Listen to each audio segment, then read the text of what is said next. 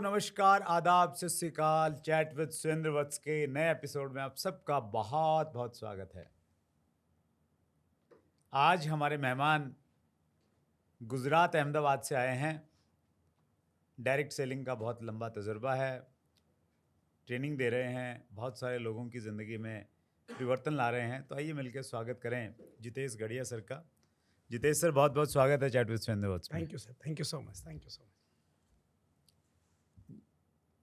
गुजरात में जो भी फेमस नाम हैं जो हम सुनते हैं, तो अक्सर उनके पीछे भाई लगा होता है, जैसे नरेंद्र भाई मोदी, अमित भाई शाह।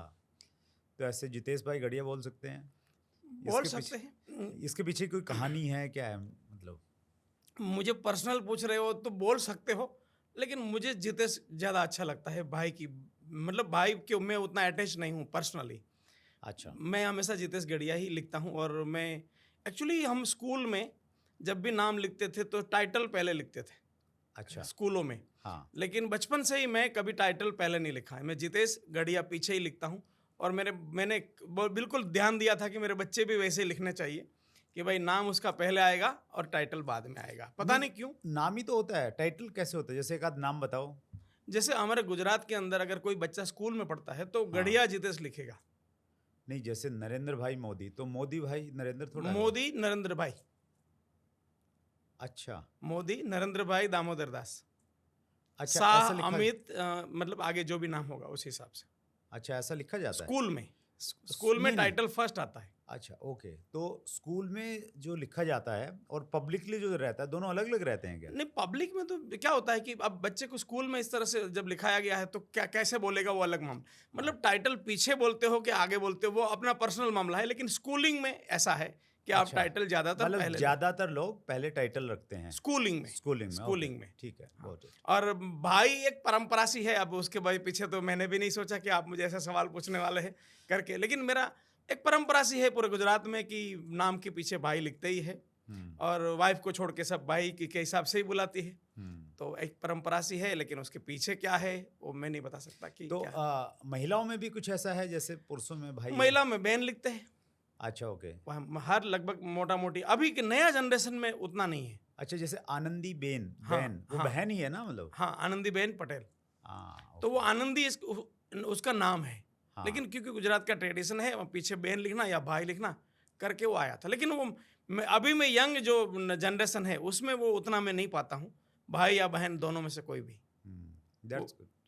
तो ये वैसे तो बहुत अच्छा कल्चर था, भाई बहन का मतलब आपस में जब प्यार की बात आती है ना, तो ऐसा कहा जाता है कि भाई बहन का जो प्यार है वो बहुत निस्वार्थ होता है, जी बहुत पवित्र होता है। जी, तो शायद इसके पीछे यही कल्पना रही होगी कहीं ना कहीं डेफिनेटली। बुजुर्गों की, कि भाई वो नाम लेते हैं तो नाम में फील भी आ जाता है कुछ ना कुछ। फिर आदमी, मतलब मैंने बोला कि जितेश भाई, तो कहीं ना कहीं फील आता है, यार मैं जितेश भाई के साथ में कुछ ना चीट मत करूँ, कुछ ऐसा नहीं करूँ क्योंकि मैंने भाई बोल दिया है।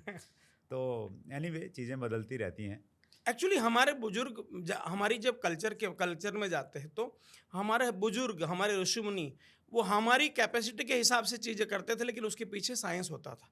तो हमारी जो भी परंपरा है उसके पीछे कोई ना कोई साइंस तो जरूर होगा। राइट राइट, वो समझ में नहीं आता हाँ हमें, लेकिन साइंस रहता है। है, रहता है। और ऐसा कहते हैं, जब रामायण की बात आती है तो ऐसा कहते हैं कि स्पेशली कुमार विश्वास जब आजकल अपने अपने राम के नाम से वो प्रवचन देते हैं ना, तो वो सारी चीज़ों को साइंटिफिक वे में कनेक्ट करते हैं। वो कहते हैं कि जटायु जो आया, तो जटायु जो था ना, वो एक, मतलब उसके पास एक विमान था, या जो विमान रहा होगा उसकी आकृति जटायु जैसी हो सकती है। जो पुष्पक विमान की हम बातचीत करते हैं, वो पुष्पक विमान था उस समय। टेक्नोलॉजी उस प्रकार से एडवांस थी कि उस समय विमान रहते थे, ये सारी की सारी चीज़ें रहती थी। जब तीर चलाते थे, जैसे आग्नेय तीर है, तो उस प्रकार की मिसाइल रहती थी कि जिसके चलने से आग लग जाती थी। तो कहीं ना कहीं कनेक्शन तो है। शायद अब चीज़ें बदल गई हैं, वो उस दिशा, उस प्रकार से शायद हमारी समझ में नहीं आ रही है। बिल्कुल सही बात है। चलो, दैट्स ग्रेट। हम लोग बात, चूँकि आप डायरेक्ट सेलिंग इंडस्ट्री को ट्रेनिंग दे रहे हैं, बहुत बिजी रहते हैं, तो डायरेक्ट सेलिंग में अगर एक डायरेक्ट सेलर को कामयाब होना है, वो इस इंडस्ट्री में आया है, तो कुछ झंडे गाड़ के जाए ऐसी फीलिंग उसकी है, उसको आप क्या गाइड करेंगे? और वैसे तो बहुत सारी चीज़ें हैं एक्चुअली कामयाबी के लिए। कामयाबी कोई एक चीज़ की वजह से नहीं आती, ऐसा मेरा मानना है। आप इसको करेक्ट करना। बहुत सारी चीज़ों का कॉम्बिनेशन है, जैसे अच्छी सब्ज़ी बनती है ना, तो उसमें मिर्च, मसाला, नमक सारी चीज़ें चाहिए भी, और पर्टिकुलर एक मात्रा में भी चाहिए। वो मात्रा अगर बढ़ा जाएगी फिर भी बात नहीं बनती है। तो ऐसे तो बहुत सारी चीज़ें होती हैं, लेकिन सब्ज़ी में भी कोई एक मेन चीज़ होती है। जैसे भिंडी की सब्ज़ी बनाएंगे ना, तो बाकी सारी चीज़ें हैं, लेकिन भिंडी जो है ना, उसका मेन सामग्री है उसकी। तो उसी प्रकार से डायरेक्ट सेलिंग में कामयाबी के लिए वैसे तो बहुत सारी चीज़ें हैं, लेकिन मेन चीज़ कोई एक आप किसको मानते हैं? डायरेक्ट सेलिंग में या दुनिया के कोई भी व्यवसाय में कोई भी बंदा आगे बढ़ना चाहता है तो मेरे हिसाब से सबसे पहला मुद्दा है वो है परसेप्शंस, वो है बिलीफ। आप क्या मानते हो, तो वहीं से बॉडी ऊर्जा निकालती है। जब आज पूरी दुनिया की ट्रेनिंग को मैं देखता हूं तो ज़्यादातर ट्रेनर्स या ट्रेनिंग इंडस्ट्री पूरे वर्ल्ड वाइड एडवाइस बेस्ड है, जो रिलेवेंट नहीं है, जो रिलेवेंट नहीं है।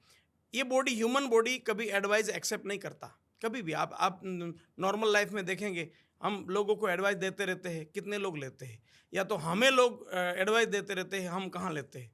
तो उस एडवाइस में कहीं ना कहीं एक इश्यू है, वो है नॉट एबल टू डू। वो जो नॉट एबल टू डू है वो है सॉल्यूशंस। तो मेरा काम करने का तरीका ही वो सॉल्यूशन बेस्ड रहता है, जो ह्यूमन बॉडी को कनेक्ट करता है। अब आपका सवाल था कि भी डायरेक्ट सेलिंग में कोई आगे बढ़ना चाहता है तो कोई एक बात, तो मैं बोलता हूं डायरेक्ट सेलिंग इंडस्ट्री में या दुनिया के कोई भी व्यवसाय में कोई भी बंदा कुछ भी करना चाहता है तो सबसे मेन बात है वो उस बात का नाम है कन्विक्शन। और कन्विक्शन आता है परसेप्शन से, और परसेप्शन आता है बिलीफ से। मतलब आप क्या मानते हो, वहीं से ये बॉडी एक्शन में आने की शुरुआत होगी। अब आप मानते नहीं हो तो बॉडी एक्शन में आती ही नहीं है। जितेश भाई, तीनों शब्दों की थोड़ी थोड़ी बात करते हैं एक बार। मैं इसको खत्म। हाँ, मैं बॉडी एक्शन में आती नहीं। मैं आपको बोलूं कि आप यहां से हम बाहर जाएंगे, एक बड़ी बिल्डिंग के ऊपर बम फेंको, आप फेंकेंगे नहीं। क्यों? क्योंकि आपका परसेप्शन बना हुआ है, एक बिलीफ है, उस लिए कन्विक्शन नहीं बना, तो बॉडी एक्शन में आया नहीं। लेकिन मैंने बोला कि हम कहीं बाहर जाते समय कि ये फूड पैकेट है, कोई भूखे इंसान को दे देना, आप तुरंत ले लेंगे। क्यों? क्योंकि आपका कन्विक्शन है, क्योंकि आपका परसेप्शन बना हुआ है, क्योंकि आपकी एक बिलीफ सिस्टम थी। तो ये इतना सरल बात थी, लेकिन हम समझने में ज़िंदगी निकाल देते हैं कि ये दुनिया के कोई भी व्यवसाय में या डायरेक्ट सेलिंग में जब भी हमें आगे बढ़ना है, हमारे लिए सबसे पहला मुद्दा है, उसका नाम है बिलीफ। That's great. बहुत अच्छे से आपने इसको डिफाइन किया। जैसे आपने 3 शब्द बोले, कन्विक्शन, परसेप्शन और बिलीफ। तीनों की थोड़ा गहराई में जाते हैं। डायरेक्ट सेलिंग के पॉइंट ऑफ व्यू से कन्विक्शन का क्या मतलब हुआ? मैं अगेन वापस में आता हूं, डायरेक्ट सेलिंग या दुनिया के कोई भी काम के लिए, जब तक आप कन्विक्ट नहीं है तब तक बॉडी खुल के खेलता नहीं है। आज सबसे बड़ा इश्यू क्या है, अगर आपका मैं क्वेश्चन को वापस डायरेक्ट सेलिंग पे पॉइंट आउट करूं, बड़ा समस्या क्या है कि लोग खुल के खेल ही नहीं रहे। आप वो डायरेक्ट सेलिंग कर रहा है, लेकिन वो बताने से भी डर रहा है कि मैं डायरेक्ट सेलर हूं। उसका कन्विक्शन नहीं है। क्यों कन्विक्शन नहीं है? क्योंकि उसकी कोई धारणा डिफरेंट बनी हुई है, कोई परसेप्शन सही नहीं है। परसेप्शन क्यों सही नहीं बना? क्योंकि उसने नेटवर्क मार्केटिंग के बारे में एक बिलीफ बना के रखा है। वो बिलीफ कहाँ से आया? वो बिलीफ आता है इनपुट से। तो कन्विक्शन को हम ये माने कि जहाँ पे आपको डाउट है, यानी आप कोई काम कर तो रहे हैं लेकिन आपको संदेह है, तो हम उसको मानेंगे कि यार कन्विक्शन की कमी है। और जब हम बात कर रहे हैं लेकिन कोई संदेह नहीं है, कॉन्फिडेंस है पूरा, तो हम ये मानेंगे यार क्या कन्विक्शन से बातचीत की है। तो यही तो बात है ना, जब तक आपके अंशी ये कन्विक्शन का मतलब है जूते में कंकड़। अब जूते में कंकड़ है, आप भाग नहीं सकते। तो ये एक छोटा सा कंकड़ था, अगर निकाल लेते तो आप भाग सकते थे। जैसे हमने परसों मैराथन में जो लोग जो भागे थे, अब उसमें किसी के जूते में कंकड़ होता तो कैसे भागता था। तो उतना ही, और ये बहुत ही गहरी बात है और इतना ही जरूरी है। ये ह्यूमन बॉडी बिना कन्विक्शन खुल के खेलता ही नहीं है, और खुल के खेलने के लिए उसका सही परसेप्शन होना पड़ेगा। सही परसेप्शन के बिना कन्विक्शन कभी आएगा नहीं। That's great. कन्विक्शन को हम और दूसरी चीज़ से मैं रिलेट करने की कोशिश करता हूँ। जैसे आपने हमारी डायरेक्ट सेलिंग की जो फन रन थी, एक्चुअली मैराथन टेक्निकल नेम नहीं है क्योंकि हमने मैराथन लिखा पहले, तो कुछ लोगों ने बोला कि नहीं, ये मैराथन सही वर्ड नहीं है। मैराथन के लिए कम से कम 42 किलोमीटर होता है और हाफ मैराथन 21 किलोमीटर रहता है। तो अगर आप 42 किलोमीटर कर रहे हैं, आपकी कैटेगरी 42 किलोमीटर, फिर तो आप बोल सकते हैं। वैसा नहीं है, तो फिर उसके लिए वर्ड है फन रन। तो हमने इसको नाम दिया first direct selling fun run.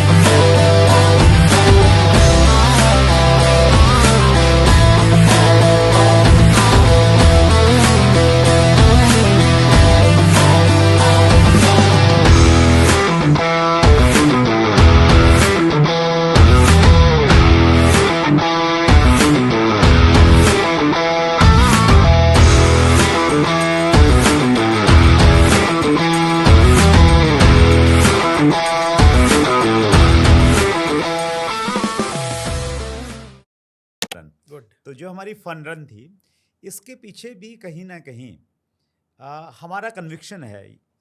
हमारा इन द सेंस कि मैं और मेरे आसपास में जो लोग हैं, टीम है, उनका ये कन्विक्शन है कि इस प्रकार के काम करने से डायरेक्ट सेलिंग का जो परसेप्शन है, वो परसेप्शन बदलेगा। कन्विक्शन ये है कि ऐसे कामों से बदलेगा। अवेयरनेस पैदा होगी, यूनिटी आएगी, समाज में भी एक मैसेज आएगा। इसमें फ़न रन में वो लोग भी पार्टिसिपेट करते हैं जो कहीं ना कहीं डायरेक्ट सेलिंग से जुड़े हुए नहीं हैं। जब वो आएंगे, देखेंगे, तो उनको लगेगा कि यार ठीक लोग हैं, बढ़िया से प्रोग्राम किया, और मिलेंगे। वो सारी की सारी चीज़ें कहीं ना कहीं रहती हैं। और मैं व्यूअर्स को एक चीज़ और कहना चाहता हूँ कि आ, हमारी अगली जो फ़न रन है, डायरेक्ट सेलिंग फ़न रन, सेकेंड डायरेक्ट सेलिंग फ़न रन 2025, उसकी डेट डिक्लेयर हो गई है और वो डेट है 7 सितंबर। जी हाँ, 7 सितंबर 2025 को आप मार्क कर लीजिए अपनी डायरी में अभी से। रजिस्ट्रेशन के लिंक शायद 6 महीने पहले आपको मिलेंगे, खुल जाएंगे, लेकिन मार्क आप अभी से कर लीजिए। और इस बार अगर आपने मिस किया, आपका कोई शेड्यूल थे, चाह तो रहे थे लेकिन आ नहीं पाए हैं, तो अगली बार मिस मत कीजिएगा। बहुत मज़ा आता है, अवेयरनेस भी होती है हेल्थ को लेके। और जितेश भाई, मैं आपका विशेष आभारी हूँ। आप अहमदाबाद से दिल्ली आना, फ़्लाइट का टिकट बुक करना, एक दिन पहले आके फिर रुकना, मतलब ऐसा क्या लगा आपको? बहुत सारे लोगों को जानता हूँ मैं जो दिल्ली में रहते हैं और बोलते हैं, सर क्या आप काम कर रहे हो sir, chat with Surendra sir, friend me sir, आपने गाइडलाइन लाने में कमाल कर दिया सर, आपको नमन है सर, आपका नाम तो हिस्ट्री में लिखा गया सर। मतलब बातें कितनी भी करवा लो, वो दिल्ली में रहते हैं, उन्होंने ये जहमत नहीं उठाई। बहुत सारे लोग तो इसलिए नहीं आए कि यार सुबह जल्दी उठ के 4 बजे उठना पड़ेगा, तब आप 5 साढ़े 5 बजे तक पहुँचेंगे। कुछ लोग इसलिए नहीं आए कि यार 600-700 रुपये का रजिस्ट्रेशन है, वो 600-700 रुपये लग जाएंगे। मतलब आई डोंट नो क्यों नहीं आए लोग। एक्चुअली कैसा है, अगेन कन्विक्शन का इश्यू है ना। आप इतने आप अपनी जर्नी को देखेंगे, इतनी एक्टिविटी आप देखिए। अभी अभी जो माजरा है, वो माजरा ऐसे थोड़ी बना है। ये डायरेक्ट सेलिंग का जो आज का माहौल है, उस माहौल के पीछे कईयों की मेहनत है। तो जब परिस्थिति विपरीत थी, उस समय भी ये आप जैसे कई लोगों ने योगदान दिया, तो वो योगदान दे कैसे पाए? तो ये दे इसलिए, और कितने लोग थे, मुट्ठी भर लोग थे, तो वो दे कैसे पाए? वो लोग के जहन में 100% कन्विक्शन था कि हम कोई नए काम के लिए काम कर रहे हैं। तो जब तक ये कन्विक्शन नहीं होगा, बॉडी खेलेगी नहीं। अब मेरी बात करता हूँ, अब बाकी लोगों का क्या था वो तो वो बता पाएंगे, लेकिन मैं जिस बिजनेस के ने मुझे बनाया, मैं हमेशा बोलता हूँ, ये आज के जितेश गढ़िया को बनाने में मैं सबसे पहला योगदान मेरी माँ का है, दूसरा योगदान राजकोट स्वामीनारायण गुरुकुल का है, और तीसरा योगदान डायरेक्ट सेलिंग उद्योग का है।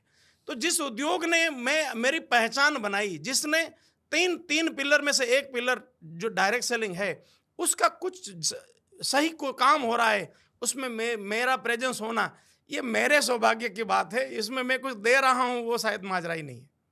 दैट्स ग्रेट जितेश भाई, कन्विक्शन से सारी दुनिया चलती है।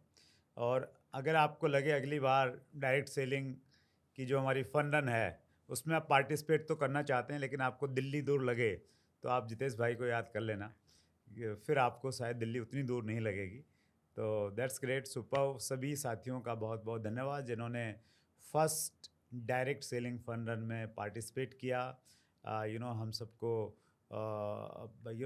सपोर्ट किया, हौसला बढ़ाया। और विशेष रूप से मैं आभारी हूँ परवीन खंडेलवाल जी का, जो माननीय सांसद हैं चांदनी चौक लोकसभा क्षेत्र से। वो आए, उन्होंने न केवल मात्र अपनी प्रेजेंस रखी, अपितु आपने सुना उनको, उनकी बातचीत सुनी, और उन्होंने कहा कि डायरेक्ट सेलिंग के बुरे दिन लद गए हैं और अच्छे दिन डायरेक्ट सेलिंग के आने वाले नहीं हैं, आ गए हैं। उन्होंने बहुत सारी चीज़ें बोली। So thank you so much everyone for supporting us. सहयोग करने के लिए आप सबका बहुत बहुत आभार। वापस कन्विक्शन पे आते हैं, जितेश भाई नहीं पता नहीं कहाँ निकल जाएंगे हम लोग। तो इसको मैं डिफाइन करता हूँ कन्विक्शन को। तो कन्विक्शन ये हुआ कि मैं अगर डायरेक्ट सेलिंग को लेके मेरा विज़न क्लियर है, मुझे मालूम है कि भाई इससे बढ़िया धंधा दुनिया में कोई नहीं है और ये चलेगा, और ये करके मैं लोगों की ज़िंदगी बदल रहा हूँ, ये करके मैं अपने परिवार को सिक्योर कर सकता हूँ, ये करके कहीं ना कहीं मैं देश को आगे ले जाने में कंट्रीब्यूट कर रहा हूँ। तो ये सारी चीज़ें जब होंगी तो हम मानेंगे कि यार कन्विक्शन है बंदे का। अगेन अगर ये जो आपने जो भी बात बोली, अगर ये बात एडवाइस है या इन्फॉर्मेशन है या कागज़ पे लिख के बोल रहे हैं, तब तो उसका कोई वर्क नहीं होगा, ये वर्क नहीं करती। जो मैं अगर कहीं आपने जो भी बोला वो हमने ऑन स्टेज किसी को बोल दिया तो वो उसके लिए वर्क नहीं करेगी। ये कन्विक्शन कैसे बनता है इस दुनिया में, अगर ये प्रोसेस लोग समझ जाए, ये लोगों के लिए काम नहीं रहेगा, खेल हो जाएगा। ये हो क्या रहा है, जैसा आपने बोला कि जीवन बदल जाएगा, ये हो जाएगा, ये हो जाएगा, ये हो जाएगा, लेकिन ये इन्फॉर्मेशन है, ये वर्क नहीं करेगी, ये वर्क नहीं करती। तो वर्क कैसे होता है? पहले तो अगर हम लोग डायरेक्ट सेलिंग को सेंटर की बात कर रहे हैं तो पहला मुद्दा है डायरेक्ट सेलिंग के बारे में आप अकेले में अपने आप को कैसे सोचते हो। जब आप देखिए, हमारा मनुष्य का एक स्वभाव कैसा है, हम पब्लिक के बीच में तो फेंकने के लिए रेडी रहते हैं, लेकिन जब हम अकेले हैं, कोई नहीं है, अकेले बैठे हैं, एक हफ्ते मैंने प्लान किया, एक हफ्ते तक एक बंदा जुड़ा नहीं है, लगातार मुझे कोई क्लोजिंग नहीं मिल रहा है, डेली शाम को थक हार के मैं घर आ रहा हूँ, और ऐसा 7 दिन बीत गया। 7 दिन बाद मैं अकेले बैठ के अपने आप से क्या बात कर रहा हूँ, और उस समय में अंदर से आवाज़ आ रही है कि नहीं ठीक है, कभी कभी मुंबई से पूना जाते समय बीच में टनल आती है तो अंधेरा होता है, तो सेम ये 7 दिन का जो जर्नी है वो ठीक है, प्रोसेस है, लेकिन इससे ये इंडस्ट्री गलत नहीं हो जाती। उस लेवल की जब भावना आपके अंदर इंटरनली आ रही है, किसी का वीडियो सुन के नहीं, किसी की बातों सुन के नहीं, ट्रेनिंग सुन के नहीं, इंटरनली आ रही है, तब आपका कन्विक्शन है। अब सवाल आती है ऐसा कन्विक्शन बनेगा कैसे? ऐसा कन्विक्शन हमेशा रेफरेंस से बनते हैं। कन्विक्शन के लिए ऑलवेज चाहिए रेफरेंसेस। अब आपने सुना होगा दिल्ली मेट्रो में अगर लोग देखते रहते हैं पॉकेट पर्स, तो दिल्ली मेट्रो में एक बार भी आपका पर्स अगर चोरी हुआ है तो आप जितनी बार दिल्ली मेट्रो पे जाएंगे तुरंत पहले आपका ध्यान जाएगा पर्स पे। क्यों? क्योंकि आपको रेफरेंस बना है, आपको पुराने रेफरेंस पड़े हैं, वो आपको कन्विक्शन दे रहा है कि भाई सचेत हो जा। तो कन्विक्शन हमेशा रेफरेंस मांगता है, उसको चाहिए रेफरेंसेस। कन्विक्शन, ये मेरी जो शिकायत है पूरे वर्ल्ड की ट्रेनिंग इंडस्ट्री के प्रति वही है। जो बड़े बड़े दिग्गज जो नाम ट्रेनिंग इंडस्ट्री में लिए जाते हैं वो भी एडवाइस दे के चले जाते हैं। अब एडवाइस तो मिला, सामने वाला सुन भी लिया, इसका मतलब ये नहीं है कि मैं कोई बड़ा ट्रेनर हूँ। मेरा ये दर्द मैं आपको बता रहा हूँ। होना क्या चाहिए? होना ये चाहिए कि किसी भी बंदे के पास इंफॉर्मेशन आया तो एबल टू डू होना चाहिए। अब दुर्भाग्य क्या है, नॉट एबल टू डू। अब कौन नहीं जानता है कि दारू नहीं पीना चाहिए, फिर भी नॉट एबल टू डू। कौन नहीं जानता है कि सुबह जल्दी उठना चाहिए, फिर भी नॉट एबल टू डू। कौन नहीं जानता है कि जिम में जाना चाहिए, नॉट एबल टू डू। तो ये जो कन्विक्शन है वो नॉट एबल टू डू है, वो only and only 80 billion neurons के ऊपर कोई काम होगा तभी होगा, ये एडवाइस से कभी हो नहीं सकता। अब ये जो एक हफ्ता किसी का कोई ज्वाइनिंग नहीं हुआ, फिर भी वो बंदा खेलता हुआ मस्ती करता हुआ घर आएगा, इसका मतलब उसने ढेर सारे रेफरेंसेस को 80 बिलियन न्यूरॉन्स को ऑलरेडी इनपुट में दिया है। अब आप पूछेंगे क्या रेफरेंसेस भाई? अब दिल्ली का ताल कटोरा स्टेडियम महीने में 15 दिन डायरेक्ट सेलिंग उद्योग का कोई ना कोई कंपनी का प्रोग्राम होता है। अगर इतना इन्फॉर्मेशन आपके पास आ जाए, आपके न्यूरॉन्स को रेफरेंस मिल जाएगा कि भाई वो ये दुनिया जो भी बोल रही है, 10 लोग जुड़े ना जुड़े कोई फर्क नहीं पड़ता। इतनी बड़ी इंडस्ट्री में मैं काम कर रहा हूँ, मेरे नज़रों से देख रहा हूँ, ये ताल कटोरा स्टेडियम हर बार भरा जा रहा है, ये रेफरेंस आ जाएगा। फिर जब कई सारे ऐसे आप गूगल करेंगे डायरेक्ट सेलिंग लाइफस्टाइल, तो वहाँ से रेफरेंस मिलेगा। ठीक है, रियलिटी थोड़ी हार्ड लग रही है, फील्ड में थोड़ा दर्द आ रहा है, लेकिन ये तो है। ऑलरेडी आप जैसे लोग हैं, कई सारे आज भारत में नेटवर्क मार्केटिंग में कई सारे सैंपल्स है, एग्जाम्पल्स है, वो कई डिफरेंट कंपनीज में हो सकते हैं। उन सब की जब आप गहराई में उनके बारे में आप जानकारी लेते हैं, आपको इनपुट मिलता है, रेफरेंस मिलता है कि मार्केट में जो दिख रहा है, मैं लोगों को मिल रहा हूँ, लोग नहीं जुड़ रहे, ये रियलिटी है। लेकिन ये रियलिटी का अगर सामना कर लूँ तो ये लाइफ है, वो रेफरेंस है। और जब रेफरेंस मिलता है तब कन्विक्शन आता है। तो पहला रेफरेंस चाहिए डायरेक्ट सेलिंग उद्योग के प्रति, कि उद्योग 60 साल से पूरी दुनिया में चल रहा है, 28 साल से भारत में चल रहा है, उसका इनपुट लीजिए। अगर आपको कन्विक्शन बनाना है तो इनपुट लीजिए, ज्ञान ना लीजिए, इनपुट लीजिए। ज्ञान और इनपुट में अंतर क्या है? इनपुट हमेशा रेफरेंस देता है, तो रेफरेंस चाहिए। ज्ञान का मतलब तुम ये कर दोगे, तुम वो कर दोगे, तुम्हारी लाइफ ये हो जाएगी, इसकी होगी, वो ज्ञान है। हमें चाहिए रेफरेंस। That's great. कि किसने क्या क्या झंडे गाड़े हैं इस उद्योग के थ्रू, इस उद्योग की आज की स्थिति क्या है। जब उसके रेफरेंसेस आपके 80 बिलियन न्यूरॉन्स में आएंगे, किसी का बाप आपको रोक नहीं सकता, ऐसे हो जाएगा। That's great, superb. रेफरेंस की भी हम लोग कैटेगरी कर सकते हैं अलग अलग। कुछ रेफरेंस तो ऐसे हो गए कि जो टेस्टिमोनियल हैं इंडस्ट्री के जी, और हमारे यहाँ पे चैट विद सुरेंद्र वत्स पे आते हैं, तो मुझे लग रहा है ये एक अच्छा रेफरेंस हो सकता है लोगों की। आपके चैनल, आपका चैनल रेफरेंस बन सकता है जी भाई, लोगों के जीवनी को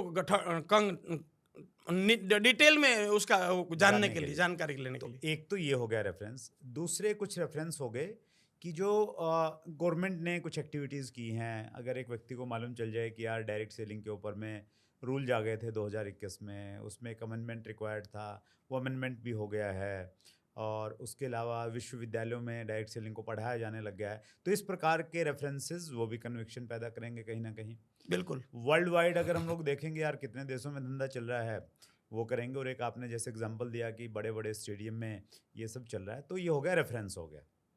तो व्यूअर्स, ये जाने अभी तक जो हमने बातचीत किया है वो ये कि आप अगर डायरेक्ट सेलिंग उद्योग में झंडे गाड़ना चाहते हैं तो पहले तो डायरेक्ट सेलिंग के ऊपर आपका कन्विक्शन होना चाहिए। और कन्विक्शन के लिए जितेश भाई ने बहुत अच्छी और बहुत गहरी बात बताई है कि सिर्फ इंफॉर्मेशन से नहीं होगा, आप प्रॉपर रेफरेंस लीजिए। उन रेफरेंस को चाहें तो आप जांचिए, चेक कीजिए, डाउट है तो पूछिए, और ऐसा बन जाइए कि जब आप डायरेक्ट सेलिंग की बातचीत करें तो लोगों को लगे कि नहीं यार, ये बंदा अगर बोल रहा है ना, कुछ दम है इस बंदे की बात में, तो वो आपकी आवाज़ से, आपकी वाणी से झलकना चाहिए। तो ये हो गया जितेश भाई conviction about direct selling industry. हाँ, अबाउट डायरेक्ट सेलिंग हो गई, ये हर जगह एप्लीकेबल है। आज बंदा कोई भी काम करे, डायरेक्ट सेलिंग के लिए 3 तो मिनिमम है। Number 1 about the direct selling industry, right. Number 2 about the company. नहीं, उस पे आते हैं हम लोग। हाँ, पहले इसी में जैसे 3 चीज़ें आपने बताई थी, एक कन्विक्शन था, दूसरा था परसेप्शन। अब परसेप्शन पे बातचीत करते हैं। अभी कन्विक्शन तो हो गया पूरा, रेफरेंसेस आ गए, सब कुछ आ गया, तो परसेप्शन मतलब क्या? कन्विक्शन आ गया, परसेप्शन बिलीफ का कोई मतलब नहीं बना। ये स्टेप था, आपका क्या बिलीफ है, नंबर 1 ये स्टेप था सर। राइट। नंबर 1, आप किस तरह के इनपुट में जी रहे हो, दिस इज स्टेप 1। आप जिस माहौल में जीते हो वो है इनपुट, राइट। वो 1 स्टेप था। स्टेप 2, जैसे माहौल में रहते हो वहां से इनपुट आता है, उस हिसाब से आपका बिलीफ बनता है। ओके।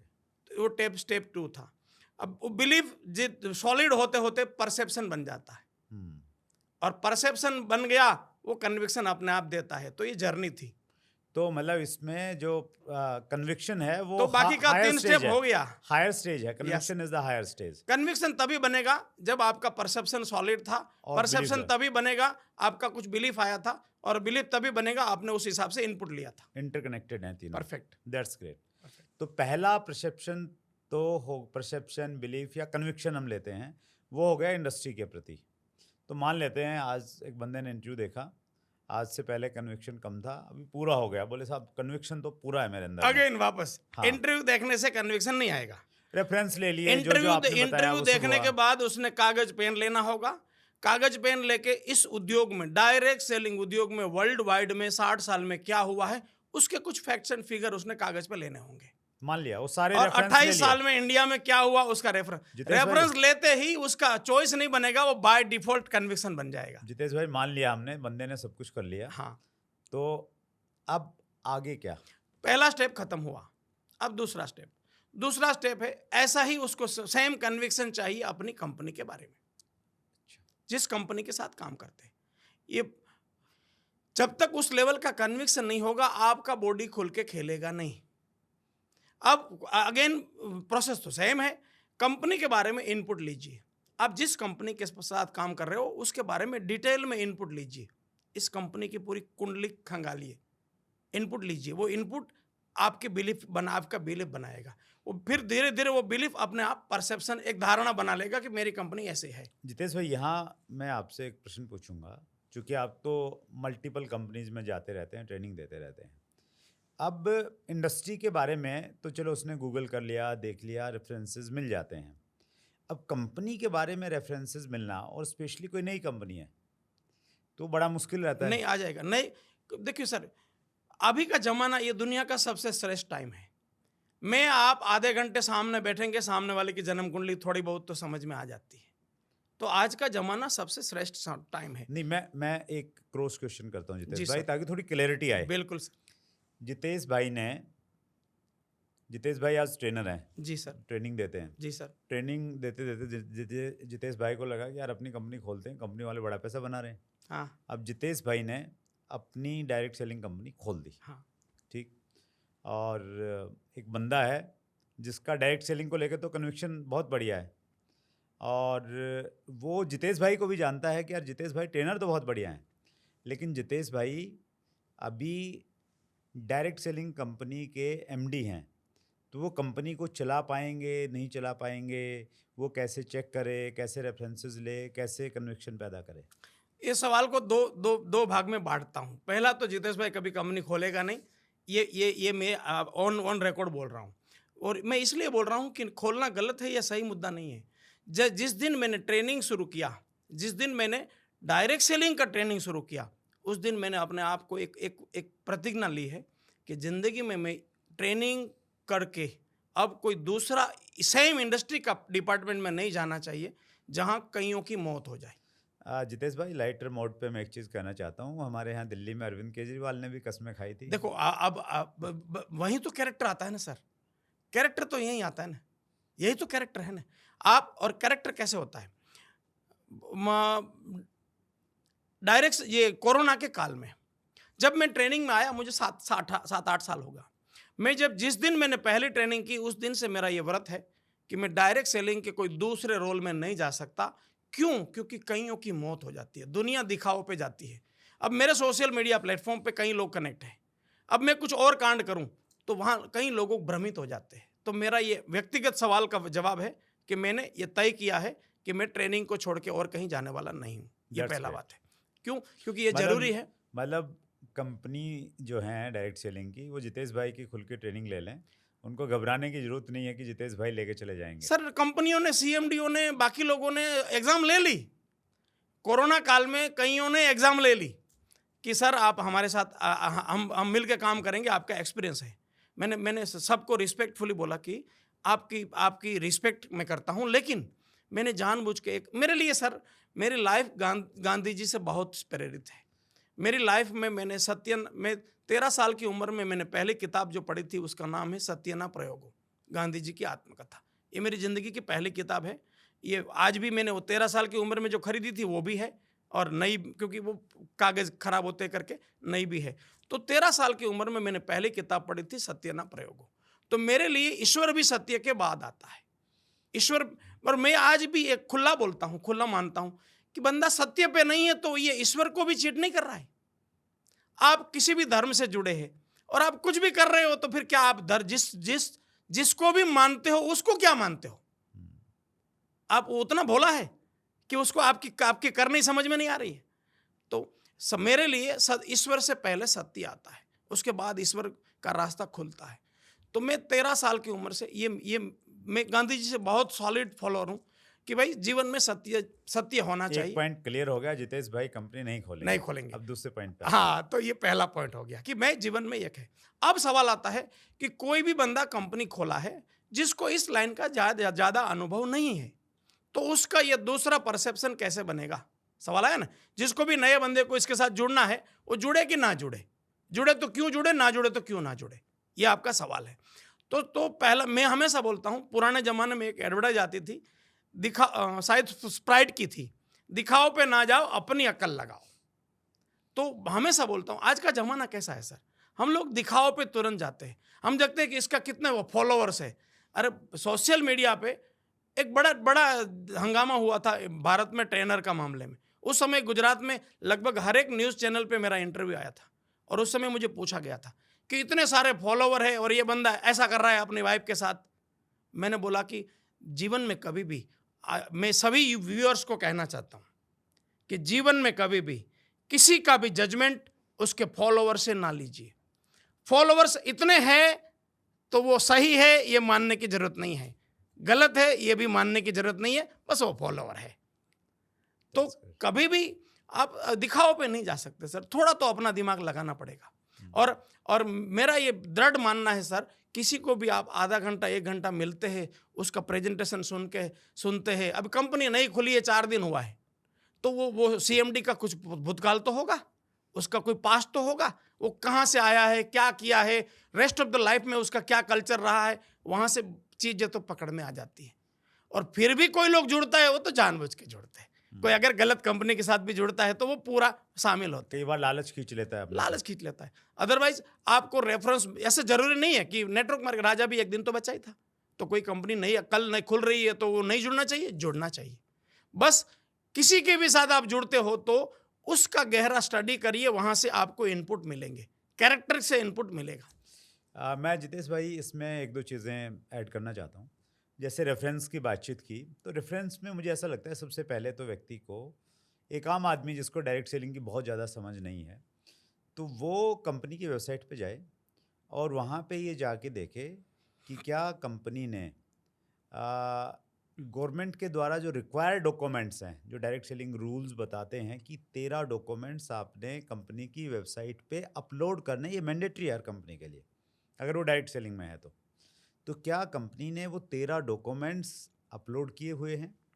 और अगर अपलोड किए हुए हैं तो फिर कन्विक्शन आ जाएगा कि नहीं यार कंपनी ठीक ठाक है। फिर भी हो सकता है गलत हो वो, वो लेकिन एक स्टेप हुआ, कन्विक्शन का एक मार्क हुआ, एक स्टेप हुआ और बड़ा स्टेप हुआ एक। बेंचमार्क हुआ। और उसके अलावा कहीं ना कहीं प्रोडक्ट वो देखे, वो ये देखे कि भाई जो प्रोडक्ट मैं ले रहा हूँ, क्या वो प्रोडक्ट अगर मुझे बगैर अपॉर्चुनिटी के मिले, कार भी नहीं मिलेगी मुझे, बंगला भी नहीं मिलेगा मुझे, कुछ नहीं मिलेगा, फॉरेन टूर भी नहीं मिलेगा, सिर्फ प्रोडक्ट मिल रहा है, तो क्या ये प्रोडक्ट वैल्यू फॉर मनी है? क्या ये प्रोडक्ट अगर दुकान पे मिले मार्केट में तो क्या मैं लेने जाऊंगा इस कीमत पे इस क्वालिटी का प्रोडक्ट? तो अगर लगे कि हाँ ठीक है, तो फिर एक रेफरेंस वो आ गया कि नहीं यार ठीक है। तो ऐसे कुछ व्यवहारिक रेफरेंस भी उसको लेने पड़ेंगे। चलिए ठीक है। अब कंपनी से भी वो कन्विंस हो गया, और ऑलरेडी जो हमारे व्यूअर्स हों तो ज़्यादातर लोग दोनों चीज़ों से कन्विंस हैं, वो इंडस्ट्री से भी कन्विंस हैं, कन्विक्शन वहां है। पे भी मैं आपको एक करेक्ट जी, करना चाहूंगा। प्लीज। हमें लगता है कि नेटवर्क मार्केटिंग में जो बंदा काम कर रहा है इसलिए वो कंपनी से और डायरेक्ट सेलिंग से कन्विंस है, एक्चुअल में नहीं है। आप बोलेंगे कैसे, ऐसा कैसे बोल सकता है? और मैं एक दावे से बोलता हूं सर, गारंटी के साथ बोलता हूं कि अगर ये बंदा जो भी नेटवर्क मार्केटिंग कर रहा है, दुर्भाग्य ये है इस देश का या दुनिया का कि कोई भी बंदा जिस काम में है, डायरेक्ट सेलिंग छोड़ दो, एंटायर रेफरेंस में जिस काम में है उसके प्रति उसका कन्विक्शन है ही नहीं। अगर होता तो उसने झंडे गाड़ दिए होते थे। अगर झंडे का क्या एक रूल हो सकता है? यस, रूल होगा। क्या रूल होगा? रूल ये होगा कि आप दुनिया के कोई भी काम में हो, हर महीने 10 to 40% ग्रो कर रहे हो, अगर हाँ तो आपका कन्विक्शन है, वरना आपका कन्विक्शन नहीं है। क्यों? कन्विक्शन का एफर्ट से सीधा नाता है। और आपकी एफर्ट की संख्या कितनी है? आप जानते हुए भी डेली प्लान नहीं कर रहे हो, क्यों? कौन रोक रहा है आपको? वो आपका वो कहीं ना कहीं वो इंटरनल कन्विक्शन का जो 3 स्टेप है वही उसका इश्यू है। जब तक वो रिपेयर ना हो किसी का बाप काम नहीं करवा सकता। क्या बात है जितेश भाई, आपका बड़ा कन्विक्शन है, ये जो बात बोल रहे हैं ना निश्चित ही आप, मैं इस आपको पे बहुत कन्विक्शन है आपका। मैं सर मुझे बताइए, आप किसी को भी बम बिल्डिंग के ऊपर बम फेंकवा दीजिए, कन्विक्शन नहीं होगा तो बॉडी एक्शन में आएगा ही नहीं। और किसी भी को भी दे दो कि ये फूड पैकेट गरीब को दे देना, कोई तुरंत दे देगा। और मतलब बहुत कम परसेंटेज में हैं, गिने चुने लोग हैं, कुछ ऐसे लोग भी हैं दुनिया में जिनको आप बम देंगे तो फेंक भी देते हैं। तो वो, हाँ, तो वो कन्विक्ट है, वो प्लान्ड कन्विक्ट है। फिर इसका सवाल अगर सही जवाब मैं दूं, शायद बिना मतलब के नए रेफरेंस निकल जाएंगे, लेकिन ये प्लान्ड कन्विक्ट है। प्लान्ड कन्विक्ट का मतलब उसको रेफरेंस देके कन्विक्ट किया गया है। अब वो कौन से रेफरेंस है इस प्रकार के इंटरव्यू का सब्जेक्ट नहीं है, लेकिन वो भी प्लान्ड कन्विक्ट है।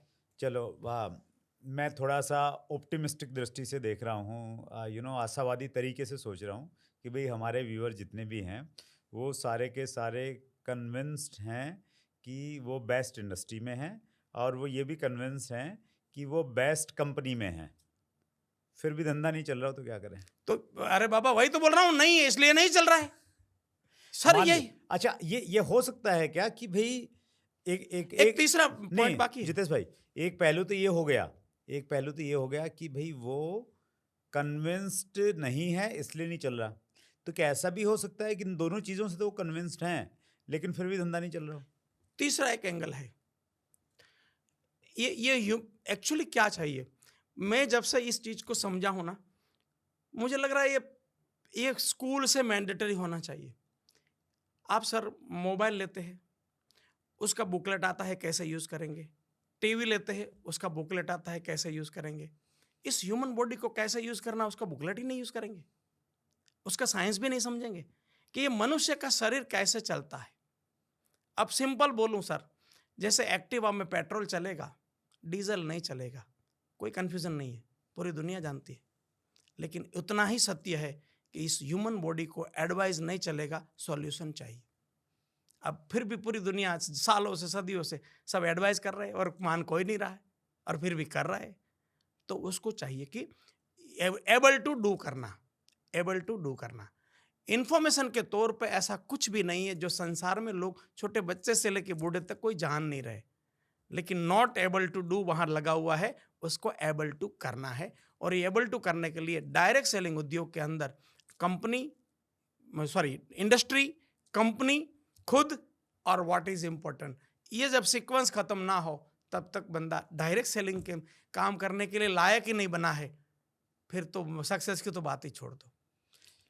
खुद पे बहुत बार है ना कन्विक्शन जितेश भाई इसलिए नहीं आता क्योंकि एक आदमी ने पहले कई सारे काम किए, वो कामयाब नहीं हुआ, और जब भी वो नाकामयाब हुआ उसके दोस्तों ने, घर वालों ने उसके ऊपर एक तगमा लगा दिया, यार तू फेलियर है, तू कुछ नहीं कर सकता, तेने ये किया ये किया ये किया और तू बिल्कुल कुछ नहीं करेगा ज़िंदगी में। तो वो चीज़ उसके दिमाग में भी है, सुनी भी है, कानों में भी आई है। फिर बंदे को लगता है कि यार मतलब कर तो रहा है लेकिन अंदर से कहीं ना कहीं लगता है कि यार मैं शायद कामयाब नहीं हो पाऊंगा, वो क्या करे? ये तो आपने बहुत लंबी बात कर दी, मैं तो खुला बोलता हूँ। 8 साल की उम्र आते आते हर एक इंसान को वो कुछ नहीं कर सकता वाला मेंटल स्टेट जमाना बना देता है। आप तो बहुत लंबा ले गए, मैं खुला बोलता हूँ। किसी भी इंसान को 8 साल की उम्र आते आते पेरेंट्स, टीचर, सोसाइटी उसके मेंटल स्टेट को ऐसा बना के छोड़ देती है कि वो कुछ सफल होने के लिए बना ही नहीं है, उस प्रकार का उसको बना देते हैं। और ये इंटरनल तौर पे होता है। हमारे गुजरात में एसटी बस है, स्टेट ट्रांसपोर्ट बस, उसमें अभी तो मुझे ध्यान नहीं है, पहले ऐसा था कि 80 की स्पीड पे वो एक्सीलेटर को बांध देते थे।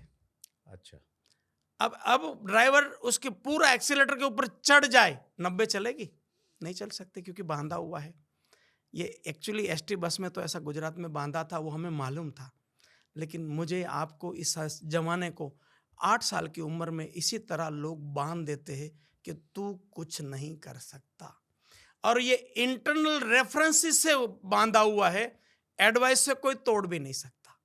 और इसलिए मोटिवेशन वाली ट्रेनिंग या कुछ भी ट्रेनिंग जो इंस्टॉलेशन नहीं है वो कभी वर्क ही नहीं कर सकता, क्योंकि रेफरेंस, पुराने रेफरेंस मिटने चाहिए, नए रेफरेंस बनने चाहिए, तब वो बंदा अपने आप को लायक समझेगा इंटरनल तौर पे, इकोलॉजी के तौर पे। अब बाहर की दुनिया में तो पब्लिक के सामने आप पूछो, खास करके नेटवर्क मार्केटिंग में, बोला सर मैं तो मर्सिडीज लूंगा, मैं तो ये लूंगा, BMW लूंगा, बंगलो लूंगा, लेकिन अकेले में अपने आप से बात करते समय सोचता है मेरा उतना नसीब कहाँ। This is the issue. तो तीसरा है, नंबर 1 डायरेक्ट सेलिंग के बारे में कन्विक्शन, परसेप्शन। नंबर 2 कंपनी के बारे में कन्विक्शन, परसेप्शन। नंबर 3 अपने बारे में परसेप्शन एंड कन्विक्शन। और ये तीसरा वाला है ना, उसको गहरे रेफरेंसेस है, उसको कोई मजा हुआ खिलाड़ी चाहिए जो री इंस्टॉल करके दे। ये अपने आप होने वाला कार्यक्रम नहीं है। आपको कोई जो भी जानकार हो, जो इसको इंस्टॉल करना जानता हो, पुराने रेफरेंस मिटाना जानता हो, नए रेफरेंस बनाना जानता हो, उनसे मिलके आपके ये नॉट एबल डू को एबल टू डू में कन्वर्ट करना चाहिए। और ये पब्लिक के लिए बहुत गुड न्यूज़ है कि मेरी रेस्ट ऑफ द लाइफ उसी के लिए डेडिकेटेड है। और मैं पैसे के लिए बात नहीं कर रहा हूँ, मैं अगले 2-3 महीने में इस प्रकार के बड़े मॉड्यूल लेके आ रहा हूँ, और उसमें भारत के हर सिटी में महीने में 4 प्रोग्राम फ्री ऑफ कॉस्ट होंगे, विदाउट एनी कॉस्ट। अच्छा, विदाउट एनी कॉस्ट, बिकॉज मैं चाहता हूं कि 12 साल के ऊपर का हर इंसान अपने नॉट एबल टू डू को एबल टू डू में कन्वर्ट करना चाहिए। और शायद मैं आज जहां तक पहुंचा हूं, वो जो उस ऐसे जितेश गढ़िया को बनाने में जमाने ने जो योगदान दिया है, उसका इंटरेस्ट तो जरूर इससे चुकाने का प्रयास करूंगा।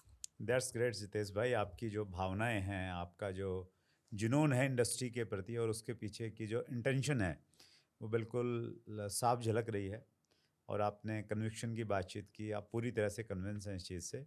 और आप बात ही नहीं कर रहे हैं अभी, तो आप उदाहरण भी पेश कर रहे हैं उसका। अहमदाबाद से आप दिल्ली आ गए कि चलो यार, डायरेक्ट सेलिंग को लेके कुछ अच्छा किया जा रहा है, कुछ यूनिटी के लिए कुछ काम किया जा रहा है। तो आपका आना बताता है कि जो आप कह रहे हैं उसको आप कर भी रहे हैं और उसको जी रहे हैं। सर डायरेक्ट सेलिंग आज साधारण इंसान, आप कहीं कॉलेज में चले जाओ, कहीं पे भी मार्केट में चले जाओ, और एक साधारण इंसान को पूछो वो अपने जीवन बनाना चाहता है, उसके पास ऑप्शन कितने हैं? बहुत लिमिटेड ऑप्शन है। उसमें एक डायरेक्ट सेलिंग इंडस्ट्री है। अगर कोई सही कंपनी के साथ जुड़ के 2 से 5 साल काम करे तो एक नया जीवन बन सकता है। तो ये कोई साधारण उद्योग नहीं हो सकता। ठीक है, लोगों में परसेप्शन बना हुआ है, उसको हम मिलकर तो रिपेयर कर सकते हैं।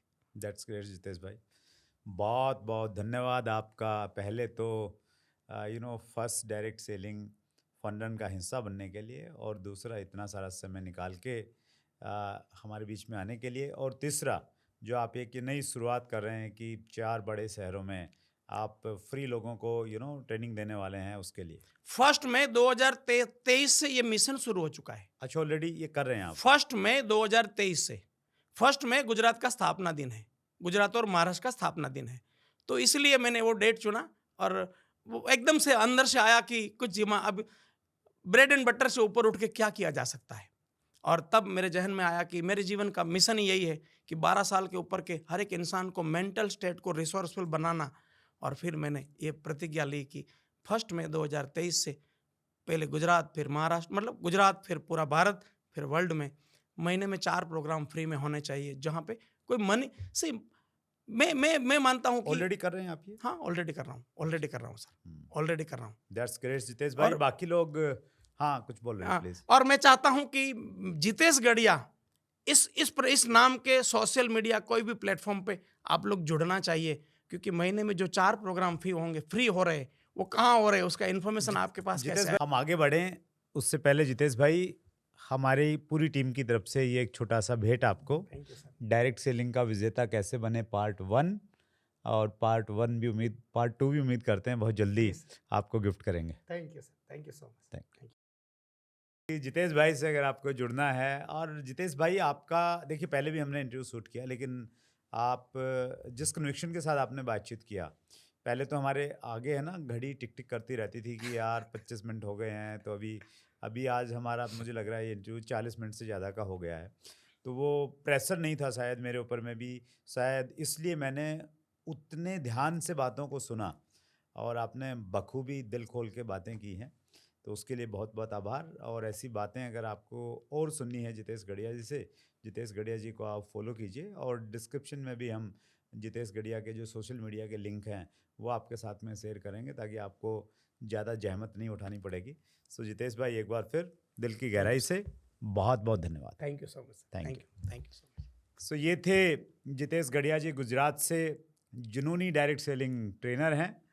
अगले मंगलवार को रात्रि 8 बजे फिर एक बड़ी शख्सियत से मुलाकात होगी। अपना ख्याल रखिएगा। बहुत बहुत धन्यवाद।